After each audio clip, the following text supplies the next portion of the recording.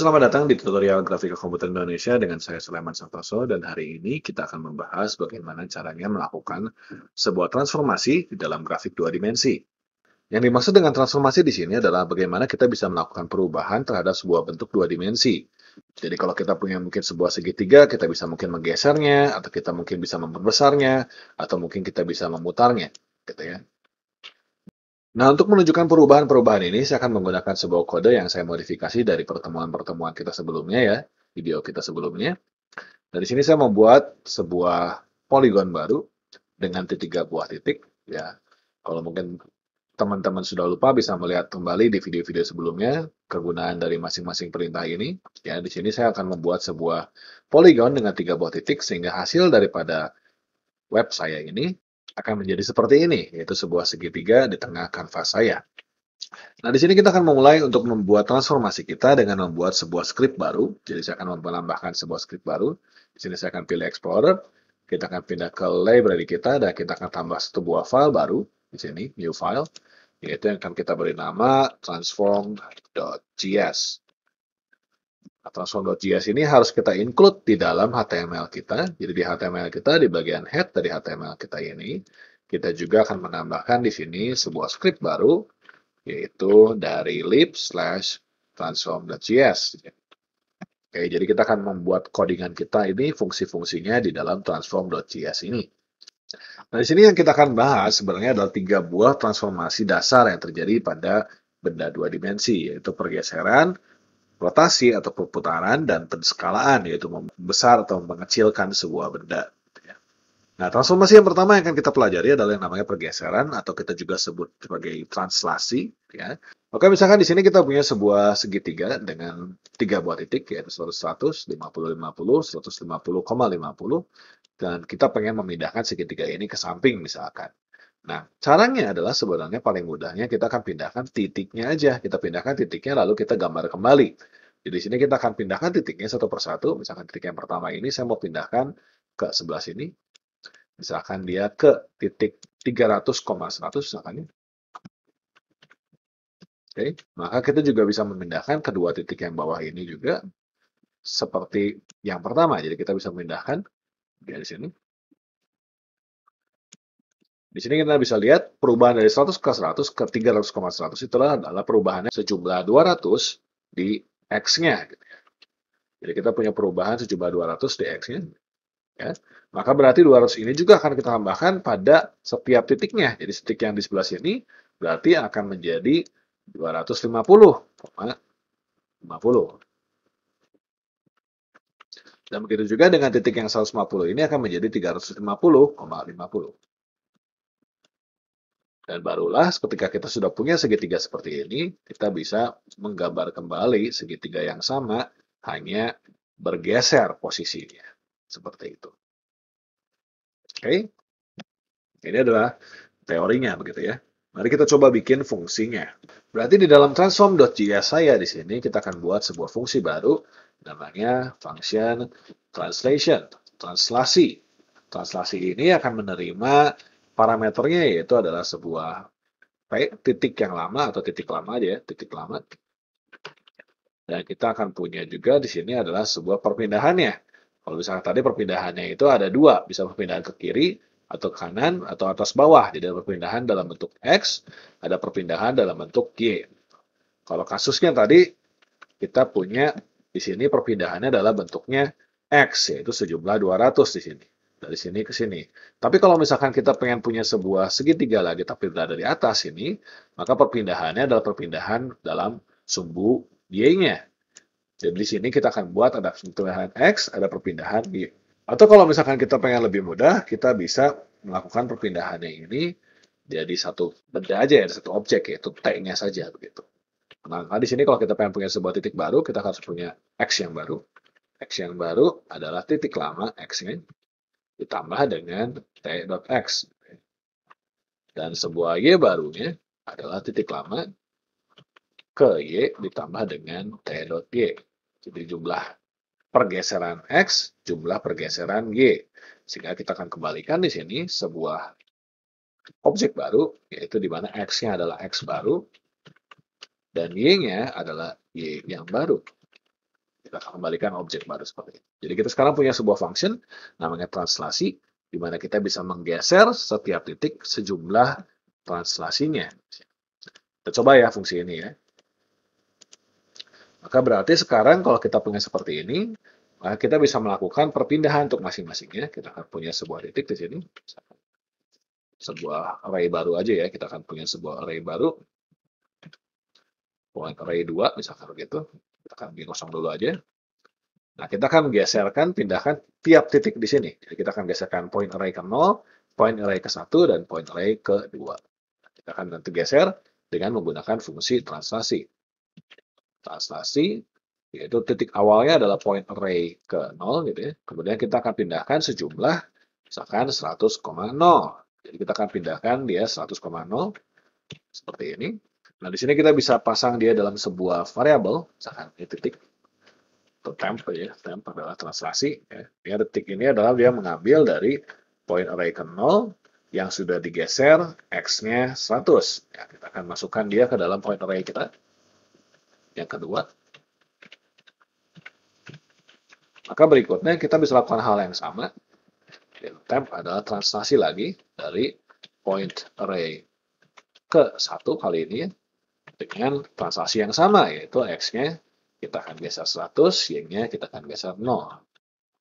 Ya, kita akan push juga dia ke dalam sini, dan kita akan lakukan hal yang sama, tapi untuk point array yang kedua.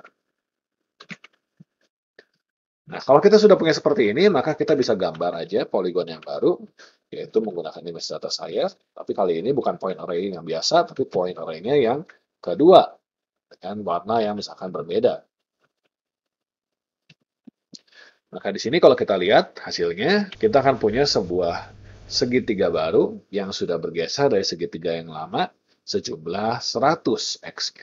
Kalau kita pengen pindahkan dia ke atas, berarti kita juga akan melakukan hal yang sama aja. Kita bisa lakukan hal yang sama, misalnya seperti ini.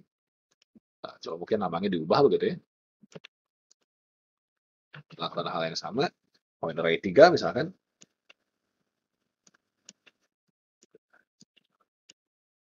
Dengan warnanya, misalkan warnanya biru aja.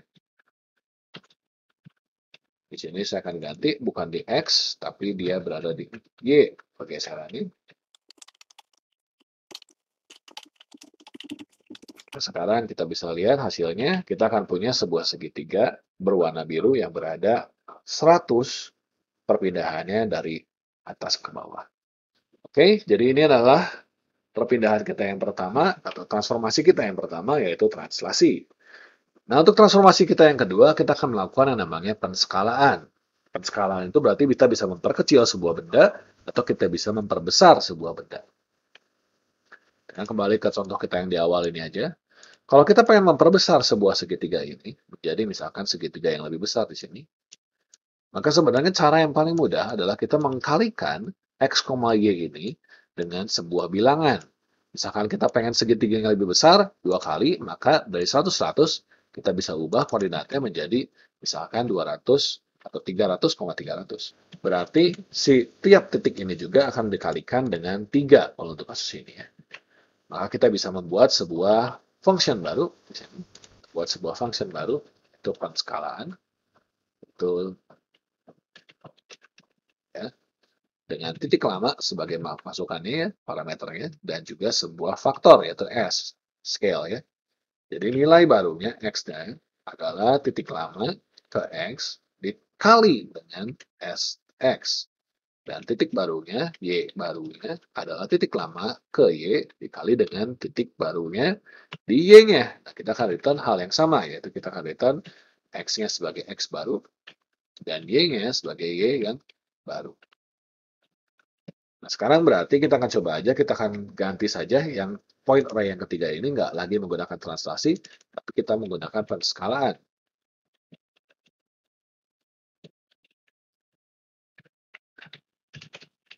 Jadi penskalaan yang kita gunakan jangan menggunakan 0, karena kalau 0 kan berarti hilang ya. Kita akan ganti aja jadi 1, 1, 1. Ya. Atau 2, kita ganti 2. Supaya kita bisa lihat bendanya 2 kali lipat lebih besar begitu. Kita ganti X-nya 2 dan Y-nya 2. Nah, kita bisa lihat hasilnya. Kita akan punya sebuah segitiga berwarna biru yang lebih besar 2 kali lipat dibanding segitiga berwarna merah saya di sini.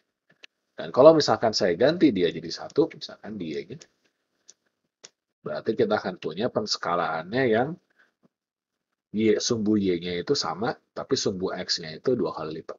Kalau kita kasih dia setengah, misalkan 0,5, bisa juga kita bisa kasih dia jadi lebih kecil setengah, begitu.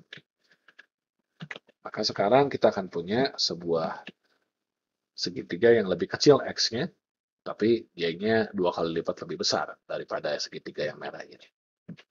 Nah, di sini teman-teman bisa lihat bahwa si segitiganya kan bergeser-geser ya. Nah, itu ada sebabnya, tapi nanti kita akan bahas lagi lebih lanjut lagi setelah ini. Oke, kita sudah mencoba membuat penskalaan, kita sudah mencoba membuat translasi, maka transformasi yang ketiga yang bisa kita lakukan adalah yang namanya rotasi. Itu function rotasi. Nah, itu titik lama.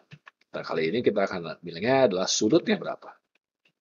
Nah, untuk hal ini saya harus jelaskan lebih lanjut lagi untuk detailnya ya. Kita akan lakukan bagaimana kita bisa menghitung sebuah rotasi di sini. Jadi misalkan sekarang saya pengen memindahkan titik yang merah ini diputar menjadi titik yang hijau ini. Bagaimana caranya kita bisa melakukan perpindahan itu? Bagaimana cara kita bisa memindahkannya? Nah, kita anggaplah si merah ini punya koordinatnya itu adalah x, y misalkan ini. Dia punya koordinat x, y. Dan kita anggapnya si yang hijau ini adalah koordinatnya x, x aksen, y aksen. Jadi kita akan tambahkan aksen aja dan aksen. Jadi kita harus membuat sebuah persamaan yang bisa menghasilkan si x aksen ini. Nah, bagaimana caranya? Kalau misalkan yang kita ketahui cuman sudut yang ada di sini. Nah, itu sudut yang ada di... Nah, ini kita bisa lakukan dengan cara melakukan sedikit perhitungan trigonometri. Jadi misalkan di sini kita punya sebuah sudut baru, yaitu namanya theta 2. Ya, theta 2 di sini. Oke, kita punya sudut theta dan kita punya sudut theta 2 di sini. Ya. Saya perbesar aja supaya lebih jelas. Maka di sini sebenarnya kita bisa menghitung x aksen dan y aksen dengan cara seperti ini. Misalkan ini saya akan pindahkan aja. X aksen itu sebenarnya adalah R, ya kan? Kalau kita punya ini sebagai sebuah jari-jari, kita anggap sebagai sebuah jari-jari seperti yang di persamaan lingkarannya, dikali dengan cos, ya, dikali dengan cos dari theta tambah theta 2, betul ya?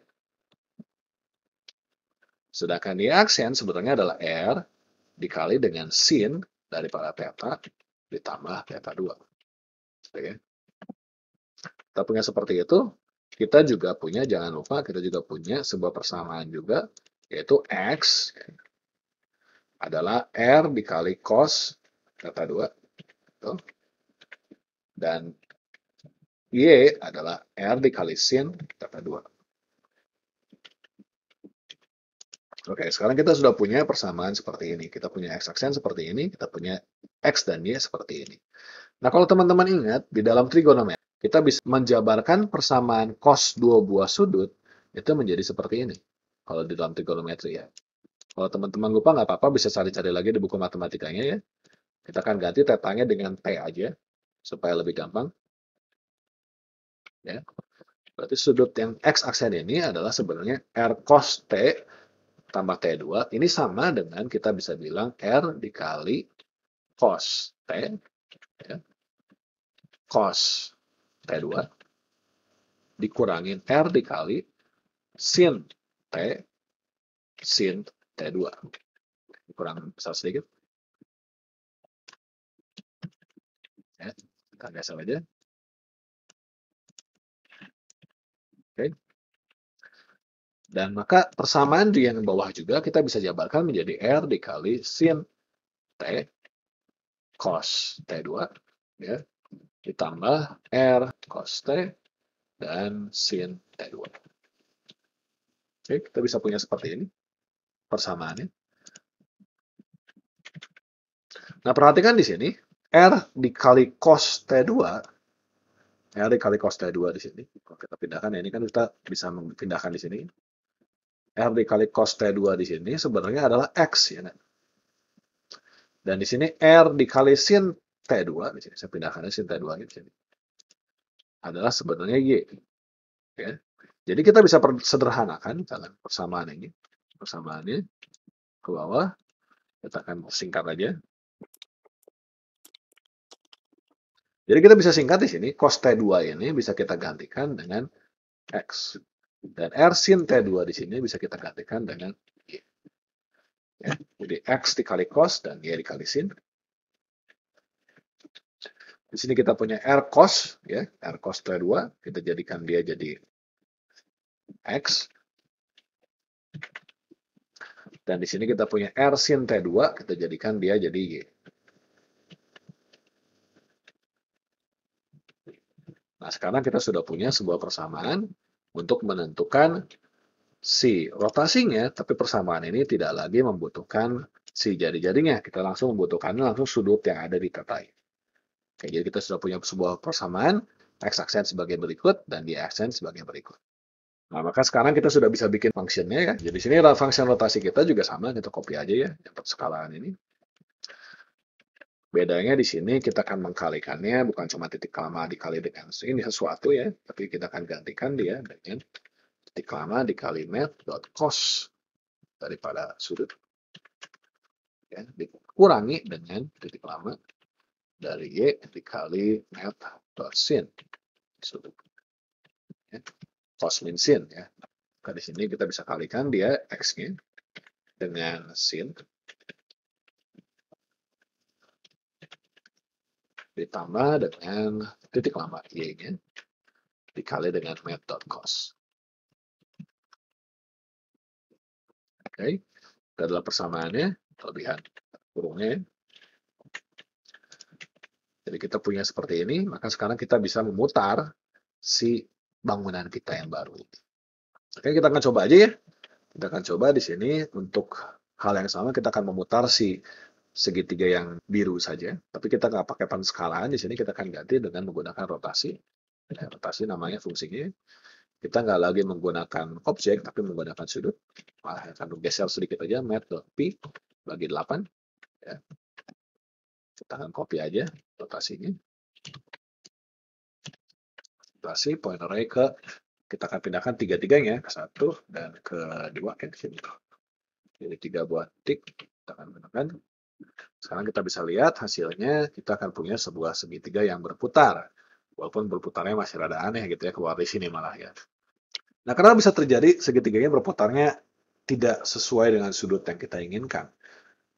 Nah, kenapa seperti itu? Seperti tadi juga kita bisa lihat penskalaan kita juga memperbesarnya itu menjauhin atau ngedeketin gitu ya.